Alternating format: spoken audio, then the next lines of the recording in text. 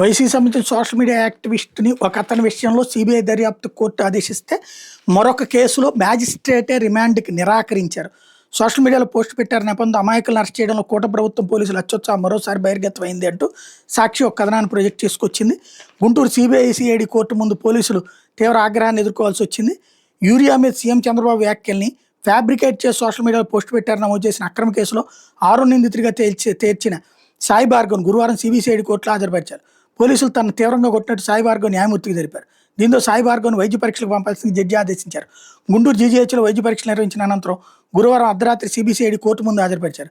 ఈ సందర్భంగా సాయి భార్గవ్ న్యాయవాదులు వాదనలు వినిపించారు. కేవలం సెల్ ఫోన్ ఆధారంగా సాయి భార్గవ్ నేరంలోకి లాగడం సరికాదన్నారు. పోలీసులు ఆరోపించిన విధంగా నిందితుడికి కేసుతో ఎటువంటి సంబంధం లేదని స్పష్టం చేశారు. వాదనలు విన్న జడ్జి ఈ అరెస్ట్ విషయంలో పోలీసులు పనితీరును తీవ్రంగా తప్పుపట్టారు. సాయి భార్గవ్ను అరెస్ట్ చేసిన విధానంలో పోలీసులు విధి నిర్వహణ సక్రమంగా లేదన్నారు.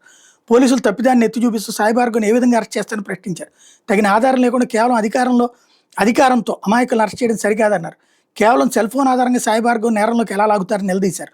ఇట్లాంటి సంఘటనలు పునరావృతం కారాదని హెచ్చరించారు. సాయి భార్గవ్ను 25,000 వ్యక్తిగత పూచీకత్తుపై విడుదల చేయాలని ఉత్తర్వులు జారీ చేశారు. అక్టోబర్ 8వ తేదీలోపు 25,000తో 2 జామీన్లను సమర్పించాలని ఆదేశించారు. అనంతరం సాయి భార్గవ్ వ్యక్తిగత పూచీకత్తు మీద విడుదలయ్యారు.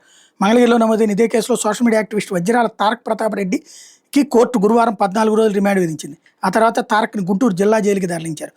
ఇది ఇట్లా నడుస్తుండగానే మరో బాపట్ల జిల్లా ద్రోణాదుల్లో పంచాయతీ సర్పంచ్ పైన అట్లాగే వైఎస్ జగన్ మీద బాలకృష్ణ అనుచిత వ్యాఖ్యలను తప్పుపట్టేందుకు సత్యసాయి జిల్లా ధర్మవరంలో సిఐడి దళిత యువకుడు గడ్డం శివప్రసాద్ని అదుపులో తీసుకున్నటువంటి అంశం తాజాగా వెలుగులోకి వస్తున్నాయి.